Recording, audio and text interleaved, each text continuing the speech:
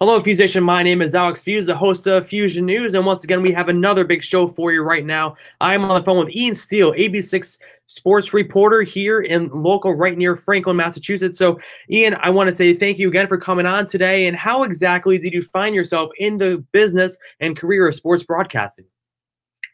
Well, Alex, thanks so much for having me on.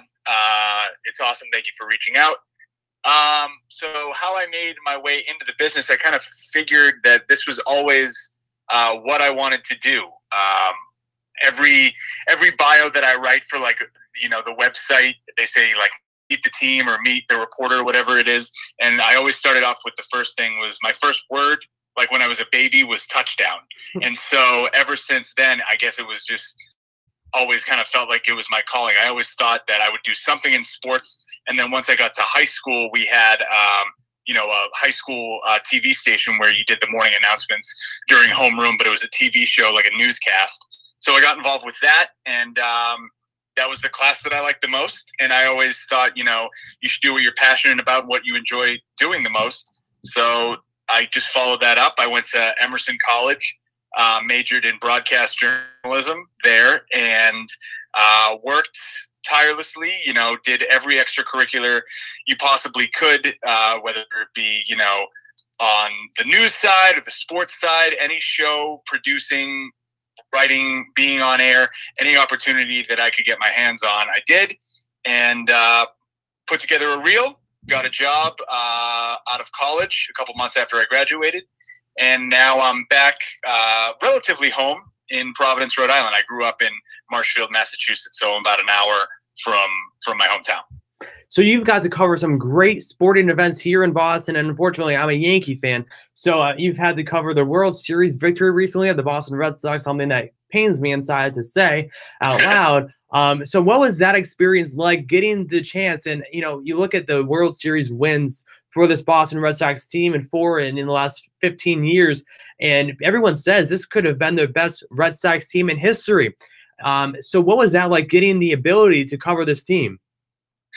Yeah, I think it all kind of started. It's funny. It was a year ago today that they introduced Alex Cora as the new manager of the Red Sox. And Nick Hoyt, the sports director at ABC6, and I went up to Fenway to cover the event together. And we interviewed Alex Cora, and we just kind of felt how open he was, and, the type of person that he was, dealing with us, dealing with the press conference, dealing with the pressure of being a first-time ever manager at the highest level in a market like Boston for the Boston Red Sox, one of the premier franchises in all of sports, never mind Major League Baseball.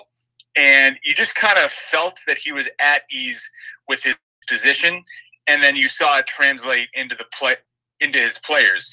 You see how it was a more likable team in terms of their personalities and things like that, and the chemistry really all came together. There wasn't a lot of bickering. Obviously, they had a ton of talent, and JD Martinez was a huge part of that. But we kind of noticed that things were starting to change. They were about to turn a corner a year ago today when they introduced Alex Cora. And then when the playoffs came around, I was there at Fenway when they clinched their initial playoff spot, so it was at least the wild card. They beat the Blue Jays. I was there to do a feature story, but I was there for the game anyways, and it was just like par for the course. We clinched a playoff spot. We expected ourselves to be here, and they kept rolling that on into the next thing and into the next thing. We were basically just waiting for October all the way through the summer. And with the Red Sox, the past couple of years, it had been, okay, they have good regular seasons. What are they going to be able to do in the playoffs? And this year, I think Alex Cora kind of took over and managed them through the playoffs. Him combined with the front office and the baseball operations staff put together these game plans where you have a struggling bullpen, you move a pitcher, a starting pitcher into the bullpen and things like that. So you see the strategy there. That was a lot of fun to cover. The playoff games I went to game 2 of the World Series, I believe it was, when David Price pitched at Fenway Park. And that was it was a chilly night, but it was a good time. And David Price pitched well. But yeah, just being there and covering that team, you can kind of tell that there was a difference in this squad this year. And you talk, I'll bring up my Yankees in this conversation, and Aaron Boone and Alex Cora, both first-year managers in the Major League Baseball area. And what the Yankees were kind of hoping to do is kind of like what the Red Sox had. They're hoping that maybe, okay, well, we didn't have that very leadership guy as a manager in like Alex Cora for the Red Sox. So where do you think the disconnect between Aaron Boone and his Yankee squad and Alex Cora and his Red Sox squad, where was that disconnect between the players and the managers there? That's an interesting question. We covered the Yankees relatively, not as much as we cover the Red Sox, but in Providence, there's a fairly strong Yankees fan base, I guess, over there. It's kind of a mix between New Englanders, Massachusetts transplants, and some lifelong Yankee fans, things like that. So, in terms of Aaron Boone, just kind of seemed like, I don't know, maybe he was in over his head a little bit. I mean, when you think about Alex Cora, last year he was a bench coach with a World Series champion and a very involved organization with the Houston Astros, where he kind of got the foundation as to what it's going to be like. He was sitting next to a manager in A.J. Hinch, and I used to cover the Astros when I worked in Texas in my first job. So I kind of saw up close how the Astros kind of do things and the demeanor that A.J. Hinch has as the manager of the Astros. And I see a lot of that in Alex Cora, and there's no question that he learned a lot from the experience as being a bench coach. Aaron Boone, they pulled out of the broadcast booth, and it had been a while since he had been, he was close to the game, of course, and you get a lot of information, as an announcer or as a color analyst through the interviews and through watching so much baseball. Obviously, you learn something from that, but there's something to be said about being on the ground floor inside a clubhouse with a team that Alex Cora seemed to have, whereas Aaron Boone maybe is taking a little bit longer to adjust to. Mm-hmm. Ian, we'll switch back to your career now, and what drives you in particularly to continue the drive and passion in this career of sports broadcasting? Well, that's a great question. I just really enjoy my job, and I tell everyone who is interested in getting into the career, I mean, it's not a 9 to 5. You're going to work weekends, you're going to work nights, and the days aren't eight hours long. They're always long days, and there's a lot of work that goes into it, but it's the most enjoyable work you can possibly think of. And at the end of the day, it's fun and games. It's the toy section of the store. If you want to say, if you want to work in media, there's a bunch of different ways you can go, and there's a lot of things that need coverage. But sports is the most fun to me, and it's something different. It's new every day. It's unscripted drama. It's the personal stories that you're able to tell, and the stories of overcoming adversity is something that you hear every day out of every team, and it's kind of a cliche, but when you actually get to tell a story like that through sports, which is something that brings people together and it brings the best out of people if they're invested in it and they are committed to it. I think sports brings out the best in people, and it can also bring out the worst in people, and that's fun to cover too. So, but I like the unscripted drama of it and just going along for the ride for these teams and telling the stories. That's something that I've always enjoyed. It's what I enjoyed, watching when I was growing up and thinking about what I wanted to do, and I followed that up. So just being a part of it and telling the stories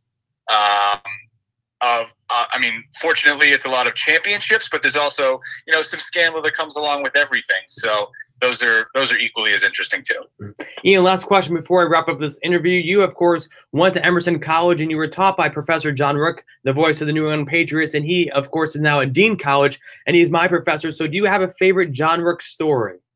Ooh, that's a great question. There's a lot of them, because I see a lot of John between going to Gillette Stadium for Patriots games. He does the play-by-play for Providence College Friars men's basketball. They have their first game today, and I believe John's on the call on the radio today. Will you be at the game tonight? I am actually off today because it's election day. Gotcha. Our news station is going heavy with election coverage. So they gave the sports guy the night off, which is actually nice. I get to sit back and watch the game, and I'll take note of it, and I'll be paying attention. But I don't think I'll be at the Dunkin' Donuts Center. I might go. You never know. But yeah, so John has the call on that game. I think the favorite thing with John just overall is he continues to care. I think every opportunity that I've gotten in this business, one of the first people I call, or one of the main reasons that I even get the opportunities, is because of John Rook.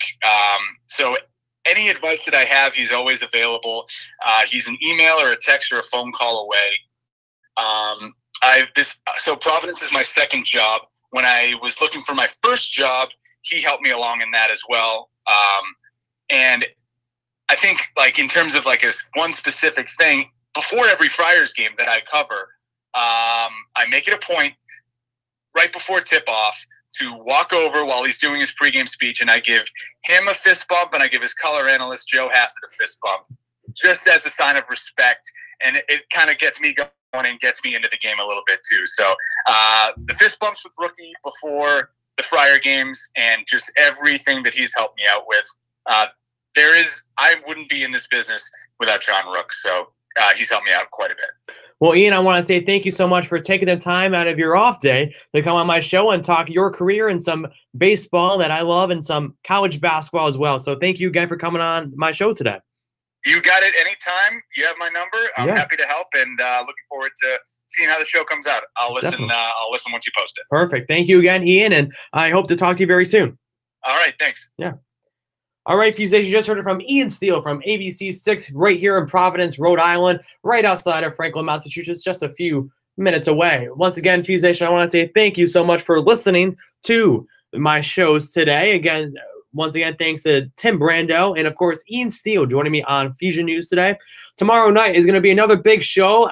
Jim Murray, the big Jim Murray from the Boston Sports 98.5, the Sports Hub. From Jim Murray, and he's, of course, on with Felger and Mass. So be sure to be on the lookout to listen in for that interview tomorrow night at 6:05. Very particular 6:05.